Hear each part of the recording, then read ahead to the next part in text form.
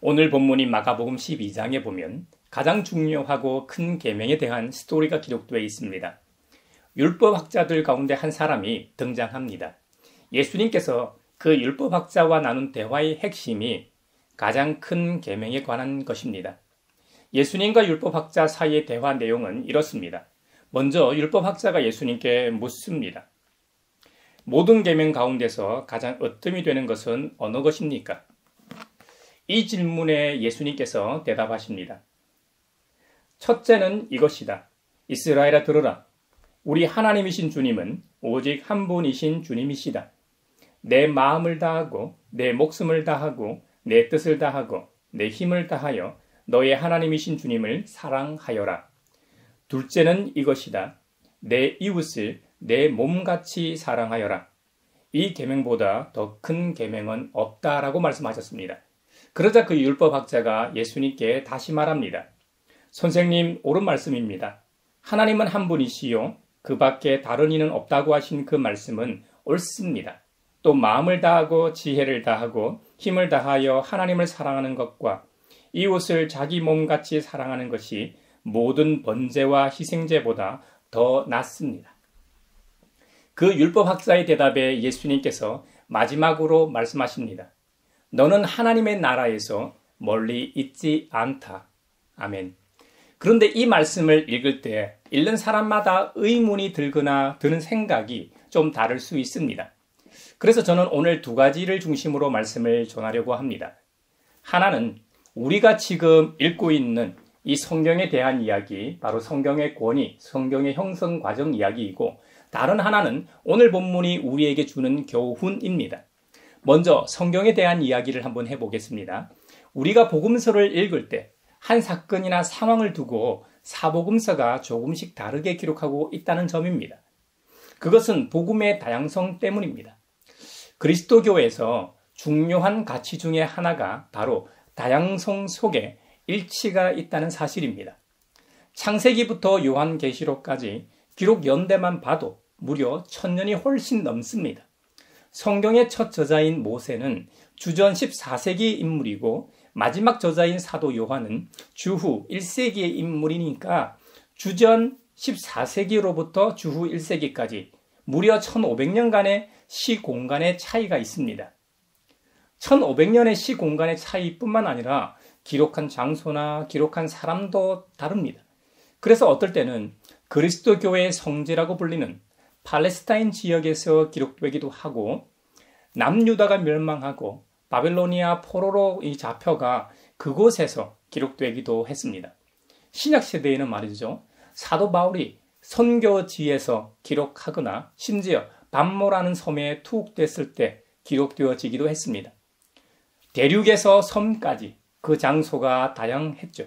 장소보다 더 다양한 것은 성경 66권을 기록한 기록자들일 겁니다. 모세 오경이라 불리는 모세로부터 시작하여 사도 요한의 소신이라고 불리는 요한계시록에 이르기까지 참으로 많은 사람이 성경을 기록하는 일에 참여하였습니다. 오늘날 우리는 성경에 나오는 66권의 각 책의 이름을 통해 누가 저자인지 구분합니다. 예를 들어 사무엘, 룻, 에스라, 느헤미야에서도 이사야, 예레미야 등과 같이 말이죠. 30여 명의 사람이 거론됩니다. 성경에는 말이죠. 하지만 예언서만 봐도 그 예언자가 확실하게 썼다는 기록은 거의 없습니다. 그 예언자의 말을 모아둔 책이라는 인상을 주는 표제가 더러 또 있죠. 예를 들어 이사야가 본 이상, 예레미야의 말, 호세아에게 임한 여호와의 말씀, 다윗의 시, 아삽의 시, 고라 자손의 시, 이것도 솔로몬의 잠언이요, 유다왕 히스기야의 신하들이 편집한 그 신이라 등과 같은 표현 말이죠. 여러분도 성경을 읽어보셨으니까 그런 것들이 나오는 걸 아시죠? 게다가 다른 사람이 예언자에 대해서 기록한 내용도 있기도 합니다. 또 그 예언자가 살았던 시대와는 전혀 다른 때를 배경으로 하고 있는 내용들도 적지 않게 기록되어 있습니다.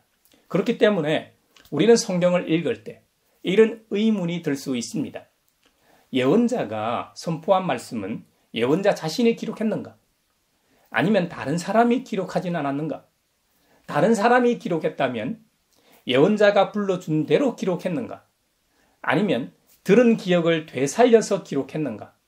혹시 기억이 잘못되거나 자기 나름대로 해석해서 적지는 않았는가? 아니 도대체 누가 언제 왜 기록했단 말인가 등 의문은 꼬리에 꼬리를 물 수도 있을 겁니다. 저자가 누구인가라고 할 때 구약의 저자 개념과 오늘날의 저자 개념이 다르다는 점을 우리는 이해해야 합니다. 옛 중동 지방 문서들의 저작과 관리는 군중 서기관들이나 신전의 제사장들이 맡아서 하던 일이었다는 사실입니다. 그리스도 이전에는 소페림이라고 지칭되는 특수한 집단에 의해 전수되었습니다. 소페림은 수를 세는 자들이라는 뜻입니다. 그리고 예수님 이후에는 필사하는 일에 전적으로 전념한 집단이 있었고 그 대표적인 집단이 벤 아수엘 가문입니다. 벤 아수엘 가문에서 필사한 사본이 가장 유명한 사본으로 지금 남아 있습니다. 이건 좀 이따 다시 한번 더 언급하도록 하겠습니다. 성경의 가장 기본이 되는 원문은 현재 어떤 형태로든 남아있지 않습니다. 그렇기 때문에 사본의 사본들을 의존할 수밖에 없는 실정이죠. 그러므로 이 사본들은 사본가의 의도적인 첨가와 삭제, 그리고 수정들과 더불어 무의도적인 오류들을 내포하고 있을 겁니다. 그래서 17세기부터 성서 비평이 등장합니다. 현존하는 이 사본들을 주의 깊게 비교해 보므로 이런 오류들이 밝혀지고 본문으로부터 제거될 수 있습니다. 사본만 단순히 비교하는 것이 아니라 역사학, 고고학, 고대 언어학과 같은 다양한 학문들의 영향을 받아 다양한 분야에서 성서 비평을 하고 있습니다. 그러므로 현재 원문은 남아있지 않지만 원문에 가까이 다가가려고 노력하고 있는 것이죠. 성서 비평학의 궁극적인 목적은 성경의 본문을 가능한 한 원래의 형태대로 회복하는 일이라는 점에서 그 의미가 있다 하겠습니다. 신약 성경에 나오는 바울 서신이나 복음서와 일반 서신들을 보면 말이죠. 예수님 사후 매우 이른 시기에 원본이 기록되었습니다. 바울의 경우를 예로 들어보겠습니다. 바울은 주님께서 십자가에서 돌아가시고 부활승천하신 후 몇 년이 지나지 않아 개종했습니다. 바울 서신과 사도행전의 바울의 연대기가 조금 다른데요. 조금 더 늦은 시기로 바울의 연대기를 소개하고 있는 사도행전의 경우도 바울이 개종한 시기가 주님 사후 3년 후입니다. 그리고 최초의 바울 서신이라고 불리는 데살로니가 전후서를 아덴에서 기록한 시기가 주님 사후 10년도 채 되지 않았을 때입니다. 현재 원문은 어떤 형태로든 남아있지 않다고 했죠. 그런데 그 원문을 베껴 쓴 것이 사본이라고 하지 않습니까? 사본은 고대 근동 지역에서 주로 사용하던 두 가지 방법으로 기록하였습니다. 하나는 파피루스 종이로 쓴 사본이고 다른 하나는 양피지로 쓴 사본입니다. 파피루스는 이집트 나일강 연안에 있는 단연초의 갈대입니다. 주전 11세기부터 문서에 사용되었죠. 그리고 주전 2세기 말경부터는 점점 송아지 가죽이나 양 가죽인 양피지가 사용되었다고 합니다. 구약은 주후 이 1800년경에 라틴어로 번역된 레닌그라드 사본이 가장 오래된 사본으로 남아 있습니다. 앞서 주님 이전에는 소페림이라는 이 서기관들에 의해 필사되어 전수되었고 주님 이후 가장 두드러진 사본은 벤 아수엘이라는 가문에서 전문적으로 필사하여 전수했다고 했습니다. 벤 아수엘 가문에서 필사한 사본이 바로 그 유명한 레닌그라드 사본입니다. 벤 아수엘 가문은 레닌그라드 사본에 앞서 900년대에 카이로 사본과 알렉포 사본을 필사한 적이 있죠. 그래서 이 세 사본을 비교해 보았더니 내용이 똑같았습니다. 이러므로 성경의 권위가 한층 더 올라갔죠. 그런데 그 두 사본도 창세기부터 말라기까지 다 있긴 한데 전부가 다 있지 않고 중간중간이 소실된 상황이라 현재로서 창세기부터 말라기까지 전부가 다 있는 가장 오래된 사본은 레닌그라드 사본인 것이죠. 현재 우리가 보는 이 성경, 저와 여러분이 가지고 있는 모든 성경은 레닌그라드 사본입니다. 그런데 1945년 우리나라가 독립하던 그 해에 사해의 북서쪽에 자리한 이 쿰란 동굴에서 수많은 항아리 안에 엄청난 양의 두루마리들이 발견되었습니다. 히브리 성서를 포함하여 900여 편의 다양한 종교적인 문서들이 함께 발견되었습니다. 쿰란 사본은 레닌그라드 사본보다도 1200년이나 앞선 사본이라 그리스도교 종교계뿐만 아니라 전 세계의 주목을 집중시켰습니다. 그러나 아쉬운 점이 하나 있는데요. 쿰란 사본에는 이사야 66장은 다 있지만 창세기부터 말라기까지는 부분만 존재했습니다. 그래서 성경 내용이 전부 다 있는 레닌그라드 사본과 이사야를 서로 비교했더니 이건 역시 거의 똑같았다고 합니다.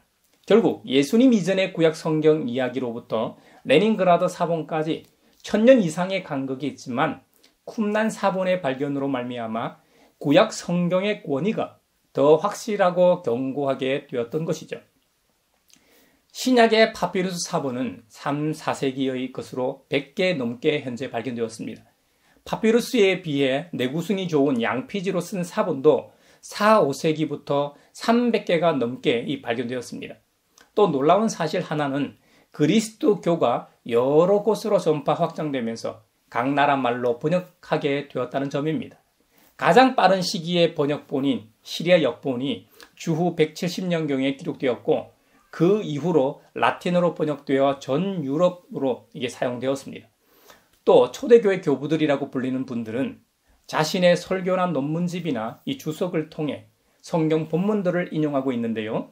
주후 1세기부터 4세기에 이르기까지 다양하게 인용되고 있습니다.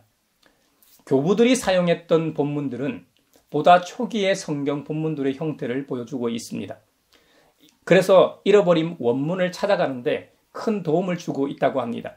지금까지 살펴본 것처럼 신구약 성경은 오랜 세월 동안 서로 다른 타문화권 지역에서 다양한 저자들에 의해 기록되었지만 서로 일치되는 동일한 내용을 다루고 있다는 점에서 그 권위가 있습니다. 무엇보다 인류를 사랑하시고 그리스도 안에서 우리를 구원하시고 구원받은 우리를 통해 또한 온 세상이 하나님의 사랑을 경험하고 그 통치 아래 있게 하려는 연속적인 스토리임이 밝혀졌다는 사실입니다. 여러분, 이제 오늘 메시지의 두 번째 주제인 본문의 교훈을 살펴보겠습니다. 사실 성경의 사본들을 살펴보므로 성경의 권위를 말한 이유는 오늘 본문인 가장 큰 계명이 마가복음뿐만 아니라 공간복음에 다 기록되어 있기 때문입니다. 그런데 말이죠. 서로 조금씩 다르기 때문에 그 다른 점을 언급하려고 말한 것입니다. 예수님은 오늘 본문에서 사두개파 사람들과 부활에 관해 논쟁을 먼저 하셨습니다. 오늘 본문 앞서서 말이죠. 그 부활에 대해 좋은 답변을 하셨다는 소문이 났고 그 소문을 듣고 바리새파 사람들이 몰려왔습니다. 바리새파 사람들 중 한 율법사가 예수님께 질문했던 것이죠.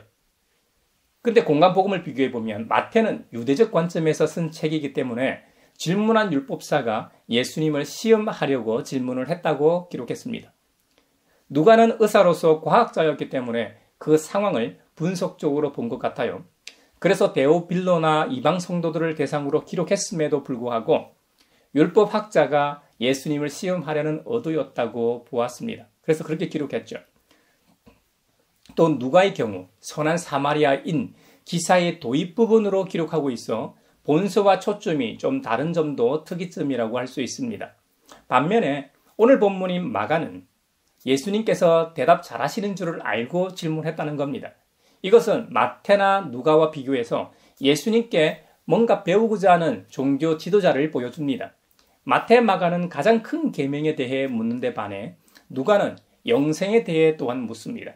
누가는 다른 복음서에 비해서 사회적 약자들, 특히 죄인이나 여자들, 가난한 자들과 같은 당시 소외 계층에 관심이 많았기 때문일 겁니다.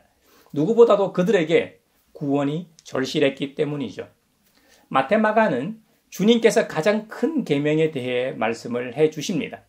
반면에 누가복음에서는 무엇을 하여야 영생을 얻을 수 있습니까? 라는 율법학자의 질문에 도리어 예수님께서 말이죠. 네가 알기로 율법에 무엇이라고 기록되어 있다고 읽었느냐고 반문하십니다. 이에 영생에 대해 질문한 율법학자가 구약 성경의 내용을 언급합니다. 네 마음을 다하고 목숨을 다하고 힘을 다하고 뜻을 다하여 주 너의 하나님을 사랑하여라 하였고 또 내 이웃을 내 몸같이 사랑하여라 하였다고 대답했습니다. 바로 마가에서는 예수님이 하신 말씀을 이 율법학자가 하고 있는 것이죠. 이에 예수님께서는 내 대답이 옳다. 그대로 행하여라. 그리하면 살 것이다. 그리하며 영생을 얻을 것이다고 그의 첫 질문에 답하셨습니다. 이렇게 보면 평생 율법을 연구해온 율법 선생으로서 율법학자는 예수님과의 대화에서 큰 깨달음을 얻었을 겁니다. 모세 5경에 나오는 율법들이 말이죠. 신명기 6장 5절에 기록된 마음을 다하고 목숨을 다하고 힘을 다하고 뜻을 다하여 주 하나님을 사랑하는 것은 결국 나의 이웃을 내 몸과 같이 사랑하는 것임을 깨달았을 겁니다. 그리고 살아계신 하나님의 말씀이 이웃 사랑으로 실천될 때 결국 영생의 길에 이르게 된다는 새로운 가르침을 받았습니다. 사실 예수님께서 인용하셨고 율법학자들도 너무나 잘 아는 신명기 6장에 나오는 하나님 사랑에 대한 계명은 우상 숭배에 대한 경고고 유일신 하나님만 섬기라는 메시지가 주 내용입니다. 그 가운데 들어갔던 말씀이죠. 그런데 예수님께서는 이 구절에 레위기 19장 18절 율법으로 적용시켜 주셨습니다. 레위기 19장은 하나님의 백성으로서 거룩한 백성이 되기 위한 실천 사항들이 열거되어 있습니다. 그 중에서도 이웃과의 관계에 대해 집중적으로 말씀하시고 있는데요. 이 사회의 구성원으로서 이웃끼리 서로 앙심을 품거나 원수 갚는 일이 없도록 하여야 하는데 그러기 위해서는 이웃을 자기 자신처럼 사랑해야만 가능하다는 말씀입니다. 바로 신앙생활에 관한 말씀입니다. 예수님께서는 바로 이웃 사랑이야말로 하나님을 사랑하는 표현이라고 지금 말씀하고 계십니다. 그래서 오늘 본문인 마가복음 12장에도 가장 큰 계명에 대해 질문했던 율법학자가 신명기 6장 5절과 레위기 19장 18절을 인용해서 예수님께서 해석하신 것을 듣고 순복했던 것입니다. 그 율법학자는 가장 큰 계명을 예수님으로부터 듣고 이렇게 답변했습니다. 선생님, 옳은 말씀입니다. 하나님은 한 분이시요 그 밖에 다른 이는 없다고 하신 그 말씀은 옳습니다. 또 마음을 다하고 지혜를 다하고 힘을 다하여 하나님을 사랑하는 것과 이웃을 자기 몸같이 사랑하는 것이 모든 번제와 희생보다 더 낫습니다. 할렐루야! 예수님의 말씀에 율법학자는 자신의 해석으로 다시 답변했습니다. 우리에게도 오늘 본문에 대한 우리만의 해석과 답변이 있어야 합니다. 우리의 이웃은 누구입니까? 우리가 사랑해야 할 대상은 누구입니까? 가장 먼저는 우리의 혈육입니다. 지금 가정을 이루고 있는 부모, 형제, 자식입니다. 가장 가까운 이웃에게 소홀할 때가 참 많습니다. 익숙함은 우리로 하여금 가장 소중한 것을 잊고 살게 합니다. 그러니 형제자매 여러분, 해외까지 나가서 선교하면서 이웃 사랑하려고 하지 말고 가장 가까운 이웃인 가족을 먼저 사랑하십시오. 그리고 교회 지체들을 사랑하십시오. 주님의 몸된 교회를 세우기 위해서가 아니라 자신의 몸을 사랑함 같이 서로 사랑함으로 그 부산물로 교회가 든든히 세워져 가길 바랍니다. 주님의 몸된 교회인 우리가 우리끼리 서로 사랑하는 모습을 통해 교회의 이웃들이 주님을 보게 합시다. 우리가 서로 사랑할 때 그들을 향한 우리의 사랑과 섬김도 진실하기 때문입니다. 그럴 때 울림이 있고 설득력이 있는 것입니다. 이럴 때 해외까지 나가 타 문화권에서 이웃을 사랑하는 우리의 행위가 진정한 선교요 복음이 되는 것입니다. 아멘. 하나님의 선교는 서로 사랑하라고 하신 주님의 말씀을 실천하는 데서 시작되는 것입니다. 근데 여러분, 서로 사랑하는 것은 좋습니다만 내 몸같이 사랑하는 것이 어디 쉽습니까? 내 가족까지는 정말 아끼고 사랑하고 내 가족을 위해서는 희생도 할 수 있는데 나와 별로 친하지도 않는데 사랑한다는 것은 그리 쉬운 일이 아닙니다. 원수까지 사랑하라고 하셨는데 이건 정말 어렵습니다. 사랑의 원자탄 손양훈 목사님 같은 분은 원수 사랑을 실천하기 위해 자신의 장남 차남을 죽인 철천지 원수를 용서하고 양아들까지 삼기도 했습니다만 타인을 사랑하는 일은 정말 어려운 일입니다. 히브리서 9장에 보면 우리 주님 그리스도께서도 성령을 힘입어 자기 몸을 흠없는 제물로 삼아 하나님께 바치셨다고 기록하고 있습니다. 히브리서 기자는 예수님께서 성령을 힘입어 희생 제물로 자신을 바치셨던 것처럼 우리들의 양심도 깨끗하게 해서 우리로 하여금 죽은 행실에서 하나님을 섬기게 하지 않겠느냐고 권면합니다. 맞습니다, 여러분. 서로 사랑하는 힘은 우리에게서 나오는 것이 아닙니다. 사랑하는 힘은 하나님에게서 나오는 것입니다. 아멘. 하나님께서는 주님의 거룩한 영이신 보혜사 성령님을 통해 우리에게 사랑의 힘을 주십니다. 성령의 능력만이 우리의 옛 행실로부터 자유롭게 합니다. 비성경적인 행실들, 주님의 말씀에 반하는 이 세상의 욕망들은 우리의 힘만으로는 단절하기 어렵습니다. 오직 성령의 힘으로 가능하게 됨을 믿으시기 바랍니다. 그래서 참 하나님이신 예수님께서도 성육신 하신 후 이 땅에서 거룩한 성령을 힘입어 십자가의 길을 걸어가셨다고 성경은 증언하고 있는 것입니다. 바로 우리의 본이 되기 위해서 말이죠. 사랑하는 형제자매 여러분, 이번 한 주간도 우리 모두 성령님의 함께 하심과 능력 주심으로 서로 사랑할 수 있기를 바랍니다. 예수님께서는 성경 66권을 하나님 사랑과 이웃 사랑으로 요약하여 주셨습니다. 여러분, 우리 모두 하나님을 믿는 사람으로서 하나님을 사랑하지 않는다고 고백하는 사람은 없을 겁니다. 하지만 이웃을 사랑한다고 당당하게 말할 수 있는 사람은 많지 않을 겁니다. 그러나 우리 주님께서는 하나님 사랑은 곧 이웃 사랑이라고 해석해 주셨습니다. 그것도 자기 몸을 사랑하는 것처럼 사랑하는 것 말입니다. 이런 사랑은 우리 스스로는 할 수 없는 능력입니다. 서로 사랑하라고 말씀하신 주님께서 그것도 자기 몸을 사랑하듯이 사랑하라고 말씀하신 주님께서 저와 여러분 모두에게 성령을 주시길 바랍니다. 우리 모두 성령을 힘입어 서로 사랑할 수 있기를 바랍니다. 그래서 우리 간양교회가 서로 사랑하는 공동체로 소문나길 바랍니다. 우리의 서로 사랑함이 우리의 간증이요, 우리의 찬송이요, 우리의 선교가 되길 주님의 이름으로 축원합니다.